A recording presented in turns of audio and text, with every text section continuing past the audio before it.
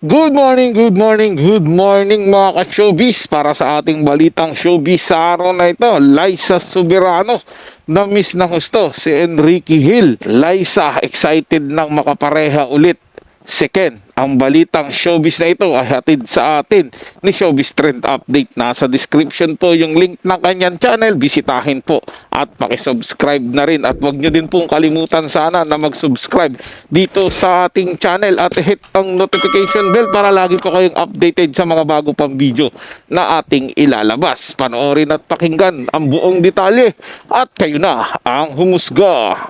Welcome back sa aking channel. Aktres Liza Soberano aminadong namimiss na ang tambalan nila ni Enrique Hill. Liz Ken muling mapapanood sa ABS-CBN. Liza balik ka pamilya na. Panuurin at pakinggan ang buong detalye.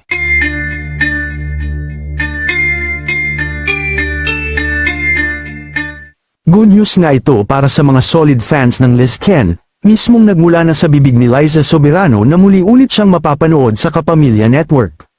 At ang nakakatuwa pa dito ay muli niyang makakasama at makakatambal si Ken sa isang proyekto. Ayon pa kay Liza na handa na ulit siyang gumawa ng teleserye sa dati niyang network kasama si Enrique Hill. Ayon pa sa aktres ay masusing pinag-usapan nila ni Enrique Hill ang konsepto ng susunod na pelikula ng Liz Ken, gayunman hindi pa makumpirma ni Liza kung kailan ito maipalalabas dahil pinaghahandaan nila ng mabuti ang proyekto.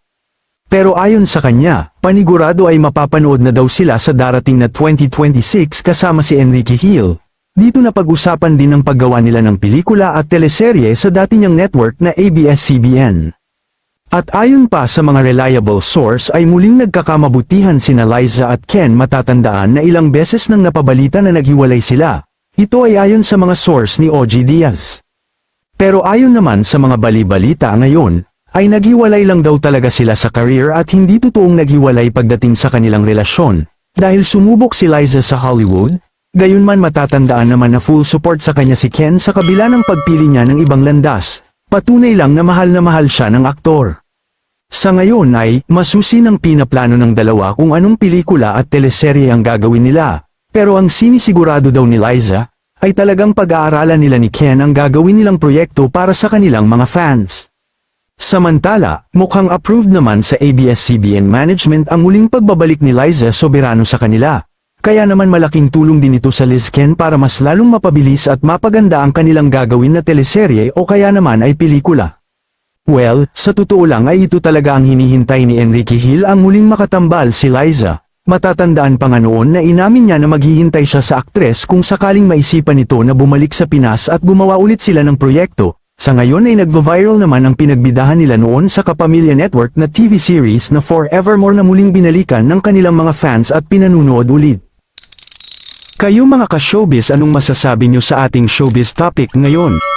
Sa totoo lang mga kabalitang showbiz, no, maging ako man, iniisip ko rin at pinapangarap ko rin na muling mapanood sa siniman o sa telebisyon ang Liz Ken, lalo na po na bigyan nila ng sequel o ng part 2 yung Forevermore nila, dahil napakaganda po nun talaga mga kabalitang showbiz. Sana nga talaga magtuloy-tuloy na yung pagbabalik ng Liz Ken sa television, kasi marami pong mga tagahanga nila ang namimiss sila ng sobra at hinahanap po yung tambalan nila, dahil nawala na nga po yung tambalang Catherine Bernardo at Daniel Padilla. Sila na lang yung nakikitang magandang tambalan na hindi pa nabubuwag mga kabalitang showbiz. Kaya kung magbabalik silang dalawa, panigurado papatok po yan sa television, at sigurado po ako na laging magti-trending yan silang dalawa, dahil maganda po yung love team ng dalawang to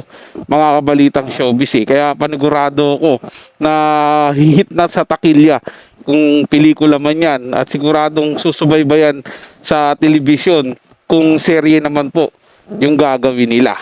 Well, sa kabilang banda, ito naman po yung mapapayo ko doon sa mga taong nagmamahalan na gustong magkaroon muna ng, sabihin na natin, break up pansamantala para mahanap kuno nila ang isa't isa. Kumbaga parang cool off muna sila para mapatunayan nila sa isa't isa na sila ba talaga dapat ang magtatagpo sa dulo. Mas mainam pong gawin yon, mga kabalitang showbiz. Kasi nga, para maano mo, kung wala sa tabi mo lagi yung lalaki, wala sa tabi mo yung babae, siyempre marirealize mo yung pagkukulang at yung kawalan niya. Dun mo matatamo na, ay kailangan ko pala talaga siya. At hindi ko pala talaga kaya na mawala siya. Ngayon, kung ginawa nyo yung gano'n na nag-separate kayo, tapos tuluyan na talagang nawala yung nararamdaman nyo, tingin ko po, mga kabalitang showbiz, hindi talaga kayo para sa isa't isa. Para sa mga susunod na balitang showbiz, tutok lang dito sa ating channel at huwag kalimutan